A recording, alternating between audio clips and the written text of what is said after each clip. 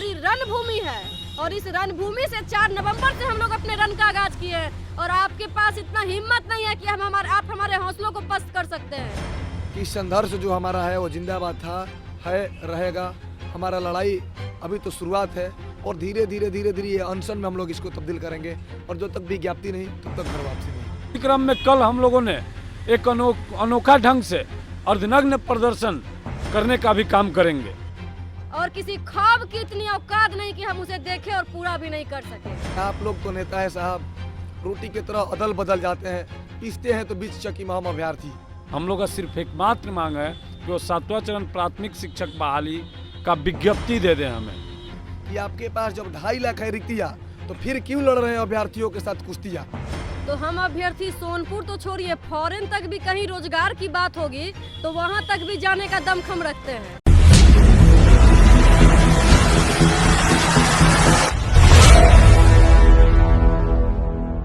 लोग यहाँ धरना स्थल पर हैं, सुन रहे हैं कि सोनपुर मेला में इस बार रोजगार मेला लग रहा है।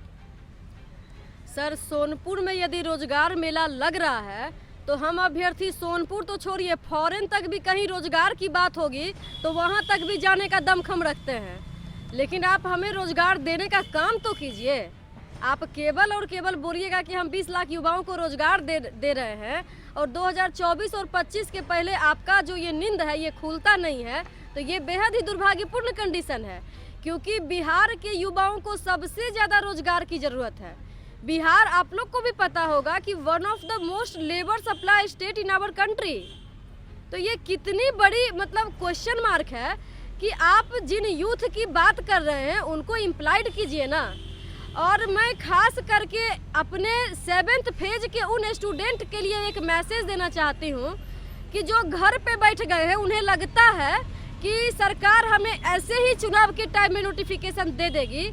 तो मैं उनको एक संदेश देना चाहती हूँ कि अगर आप घर पे बैठ जाइएगा ना तो एक इलेक्शन छोड़िए, ये 2-3 इलेक्शन क्रॉस कर देंगे। तो आप लोग इस गर्दनी बाग की रणभूमि में पधारिए, क्योंकि ये आपकी खुद की लड़ाई है और ये हम 7वें चरण के अभ्यर्थियों का महापर्व है। छठ महापर्व तो खत्म हो गया है, अब हम 7th फेज के स्टूडेंट का महापर्व शुरू हुआ है। आई डोंट नो कि ये कब खत्म होगा, लेकिन इतना जरूर बिलीव है कि जब 7th फेज का नोटिफिकेशन, शेड्यूल और कट ऑफ डेट, ये तीनों ही चीज़ें हमारे हाथ में आ जाएगी, तब हम लोग इस लड़ाई को ख़त्म कर देंगे। उसके बीच में हम लोग ख़त्म नहीं करेंगे। आप लोग खुद यहाँ आइए, क्योंकि मैं ये कहना चाहती हूँ कि जब आप आगे आइएगा ना तो कुछ लोग आपका टांग खींचने का कोशिश करेंगे, क्योंकि जब लोग आपकी बराबरी नहीं कर सकते हैं ना तो वो केवल और केवल आपको पीछे करने का कोशिश करते हैं और इससे ये प्रूफ होता है कि हम उनसे बेटर हैं। तो एक बात आप लोग भी मन में बिठा लीजिए कि इतिहास रचने के लिए कलम की आवश्यकता नहीं होती है, हौसलों की आवश्यकता होती है। और वो हौसले हम 7th फेज के स्टूडेंट में कूट कूट कर भरा हुआ है। भले ही लोग आपको पागल बोले, ये बोल दे कि ये लोग सनकी हैं, तो थोड़ा पागलपंथी भी जरूरी है अपने गोल के लिए, क्योंकि इतिहास कभी स्कूल के टॉपर नहीं रचते हैं, वो सनकी के द्वारा रचा जाता है। तो हम लोग पागल ही सही, हम लोग इतिहास रचेंगे। और आप लोग, जो लोग हम लोग की लड़ाई को कमजोर कर रहे हैं, आप लोग पीठ पीछे आकर के हमारे रचे हुए इतिहास को पढ़िएगा, क्योंकि एक क्लियर कट मैसेज देना चाहती हूँ कि हम लोग इतिहास रटने नहीं आए हैं, रचने आए हैं। We all are history creator not seeker. तो गवर्नमेंट को भी ये सोच लेना चाहिए कि ये यूथ हैं। अगर हम लोग इनकी आवाज़ को दबाएंगे ना तो 2024 में हमें कहाँ दबा के भेज देंगे। बिहार तो छोड़ दीजिए, मुझे लग रहा है ना कि ये लोग पटना में अभी मेट्रो का जो कार्यक्रम चल रहा है, कहाँ आप लोग गुम हो गए हैं सर। 6 अगस्त तक आपको हमारा दुख दर्द दिख रहा था। मुझे तो शक है कि आप जो नेता लोग हैं, आप लोग पटना मेट्रो में अंडरग्राउंड तो नहीं हो गए हैं कि आपको हम यूथ का दुख दर्द नहीं दिखाई देता है। तो आप लोग प्लीज़ हम युवाओं के दुख दर्द को समझ लीजिए। हम लोग आपसे रिक्वेस्ट कर रहे हैं, याचना कर रहे हैं, हमारे रिक्वेस्ट को मान जाइए, क्योंकि इसके आगे की कंडीशन को आप सहन नहीं कर पाइएगा। क्योंकि अगर हमारे मन में क्या भरास है ना, वो आपको 24 और 25 में दिखेगा। और अभी तो हम लोग यहाँ गांधीवादी तरीके से बैठे हुए हैं, अगर जरूरत पड़ी तो भूख हड़ताल पे, आमरण अनशन पे भी जाएंगे। और अंत में अंग्रेजों भारत छोड़ो की तर्ज पे राजनेताओं बिहार छोड़ो भी हम लोग करके दिखा देंगे। इतना हम 7वें चरण के अभ्यर्थियों में तो दमखम जरूर है। जब राजनेताओं भारत छोड़ो या फिर बिहार छोड़ो की जब बात आती है तो आप लोगों की बहाली किस स्तर पर लटकी हुई है? क्या सरकारी अधिकारियों के द्वारा लटकाया गया है या फिर मंत्रियों के द्वारा लटकाया गया है? सर मुझे तो ऐसा लग रहा है कि सरकारी अधिकारियों को तो इलेक्शन नहीं लड़ना है, इलेक्शन तो लड़ना है हमारे रूलिंग पार्टी को और अपोजिशन पार्टी को।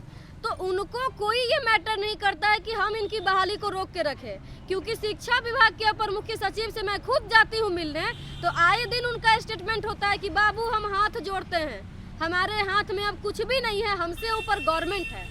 तो आप खुद सोच लीजिए कि जब पढ़े लिखे IAS अधिकारी इस कदर विवश हैं, तो हम तो बेरोजगार हैं, हमारी आवाज़ को सुनता कौन है? हम अगर सड़क पे आते हैं तो सड़क पे हम पे लाठी डंडे चलाए जाते हैं। अगर हम आपके पास आएंगे तो डेलीगेशन टीम के थ्रू जब मिलने जाते हैं तब आप लोग कहते हैं कि लोग दंगई हैं, इनसे आज नहीं कल मुलाकात होगी। तो हम लोग कहाँ जाए सर? अगला कौन सा जो है आप लोगों का कदम होगा? सर अगला कदम यही है कि हम लोग यहाँ से गवर्नमेंट को अपना विरोध जताने का हर संभव कोशिश करेंगे, हर संभव कोशिश करेंगे।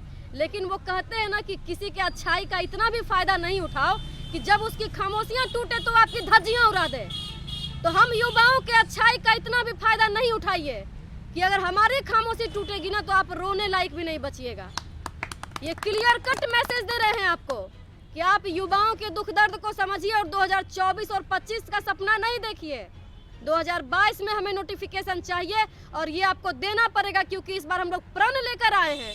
ये हमारी रणभूमि है और इस रणभूमि से 4 नवंबर से हम लोग अपने रण का आगाज किए हैं। और आपके पास इतना हिम्मत नहीं है कि आप हमारे हौसलों को पस्त कर सकते हैं, क्योंकि हम लोगों ने भी एक दिन में ख्वाब देखा है।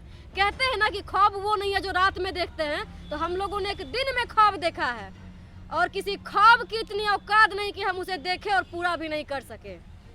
आज चौथा दिन है धरना का हम लोग का, और हम लोग सरकार से अपने मांग मंगवाने के लिए इस साल में लगातार 5वीं बार यहाँ पहुँचे हैं।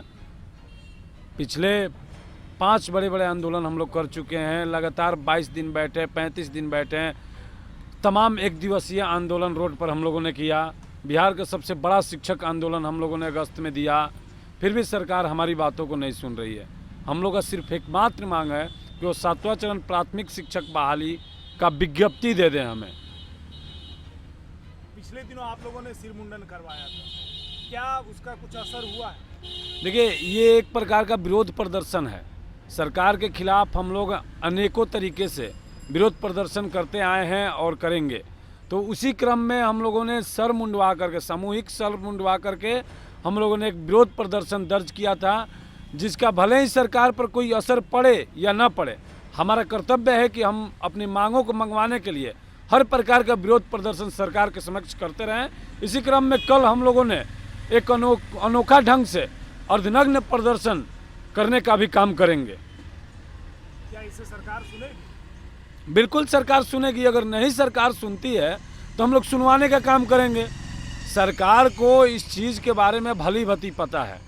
कारण एक ये भी है कि सरकार जब NDA की थी उस समय महागठबंधन में जो अभी राजद के जो नेता हैं, तमाम मंत्रीगण हैं, उनको सबको हमारे जो मुद्दे हैं उसके बारे में पता है, बहुत बढ़िया से पता है। तो सब जानते हैं और उन्हें ये भी पता है कि शिक्षक अभ्यर्थी आंदोलन पर बैठे हुए हैं, लेकिन फिर भी वो किस कारण के चलते चुप्पी साधे हुए ये नहीं समझ में आ रहा है। लेकिन हम लोग ये चुप्पी को तोड़वाने का काम करेंगे और बहुत जल्द हमारी विज्ञप्ति हमारे हाथों में होगी। लाठी डंडे चलते हैं, चोटिल भी होते हैं, धरना स्थल पर भी आते हैं और हमको लगता है कि सैकड़ों दिन हो गए होंगे धरना देते हुए। तो सरकार से मिले नहीं है क्या आप लोग? सरकार से मिलना, उनके पास अपनी बातों को रखना, ये तो शुरुआती दौर से हम लोगों का रहा है। सरकार के वादे अनुसार ही एक लिखित आश्वासन मिला था, जो 22 दिन के अथक प्रयास के बाद मिला था कि सितंबर के लास्ट में हम लोग प्राथमिक 7वें चरण का विज्ञप्ति दे रहे हैं। लेकिन सरकार अपनी ही बातों से मुकर गई। कितने वादा खिलाफी वादा किए थे, जो उन वादों को न तो पूरी कर पाई और न ही आज भी उस अपने वादे पर वो खड़ी हैं। तो हम उनसे यही कहना चाहेंगे कि संघर्ष जो हमारा है वो जिंदाबाद था, है, रहेगा। हमारा लड़ाई अभी तो शुरुआत है और धीरे धीरे धीरे धीरे ये अनशन में हम लोग इसको तब्दील करेंगे और जब तक विज्ञप्ति नहीं तब तक घर वापसी नहीं। विज्ञप्ति तो जो है निकाल देना चाहिए। आपको लगता है कि 4 साल का इंतजार थोड़ा लंबा, बहुत जी ज़्यादा देखिए, लंबा नहीं हो रहा है? जी देखिए, एक संक्षिप्त में मैं बताना चाहूँगा पूरे केवल बिहार में अगर डाटा देखा जाए सरकारी आंकड़ा RTI रिपोर्ट के अनुसार राइट टू इन्फॉर्मेशन तो 2,73,000 प्राइमरी में केवल वैकेंसी है और 2,73,000 वैकेंसी को सरकार किस डब्बा में बंद करके रखी है। गरीब गुरबा के लड़के जो सरकारी विद्यालय में पढ़ते हैं वो शिक्षा से वंचित होते जा रहे हैं और वेल ट्रेड जो बोलते हैं कि हमको क्वालिटी ऑफ एजुकेशन वाले शिक्षक चाहिए तो वो तो रोड पर हैं। अगर आप इस रोड से बोर्ड पर भेजिएगा तो अपनी जो क्वालिटी ऑफ एजुकेशन है उसको धारा प्रवाह शिक्षा गरीब गुरबा के बच्चों को बीच में रखा जाएगा। तो हम यही कहना चाहेंगे कि आपके पास जब 2.5 लाख है रिक्तियाँ तो फिर क्यों लड़ रहे हैं अभ्यर्थियों के साथ कुश्तियाँ। अगर लड़ना है तो बिहार के सुदृढ़ बनाने के लिए लड़िए, बिहार को दबे हुए आवाज़ की लड़िए। लेकिन आप लोग तो नेता है साहब, रोटी की तरह अदल बदल जाते हैं, पीसते हैं तो बीच चक्की में हम अभ्यर्थी। हमारा इतना ही मांग है कि जिस मार्ग पर आप निकले हैं तो आप केवल सपना बुनने को काम करते हैं और हम लोग सपना बुनते नहीं, उसको हकीकत में तब्दील करते हैं। शिक्षा को मैं बार बार बोलता हूँ, कोई सरनी का दूध है जो पिएगा सो दहाड़ेगा। हमारे माँ बाप ने शिक्षा को उस बहुत ही परिवार में स्नान कराया है कि आज हम गंगा नदी को भी शिक्षा के थ्रू तैर करके पार कर सकते हैं। लेकिन कब, जब भी चंद जो चमन जो नेता हैं अगर उनको भी रियल में बिहार के विकास में योगदान देना है तो ये जितने भी क्वालिटी ऑफ एजुकेशन शिक्षक बनने की तमाम महारता लेकर के सड़क पर बैठे हुए हैं उनको दुख दर्द को समझना पड़ेगा और बिहार और बिहारियों के लिए जो एजुकेशन की बात है उस पर केवल मुद्दा होना चाहिए। तेजस्वी जी जब सत्ता में नहीं थे यही पंडाल में आते थे और बार बार एक ही बात बोलते थे कि हम पहली कलम से 10 लाख रोजगार देंगे। हम उनसे पूछते हैं कि आपका कलम खो गया है कि दिमागी संतुलन खो गया है? दोनों में से कोई तो एक ही खोआ होगा। अगर दिमागी संतुलन खो गया है तो जल्द से उसको ठीक कराइए, क्योंकि 2024 का जो लोकसभा का चुनाव है ना, फिर उसमें हम लोगों का दिमागी संतुलन खो गया तो आपको फिर श्राद्ध का कार्यक्रम गंगा नदी में प्रवाह किया जाएगा। सत्ता में कुछ नहीं रहेगा आपका। अंतिम लड़ाई है ये आप चाह रहे हैं, लेकिन हमारा लड़ाई शुरू से अंत तक शिक्षा को लेकर रहेगा और शिक्षा के प्रति हम लोग किसी नेता को, किसी पक्षधर, किसी सत्ता के पक्ष में नहीं रहते हैं। हमारा मानना है कि केवल शिक्षा पर बात करेंगे और बिहार और बिहारियों के लिए हर कदम तैयार रहेंगे।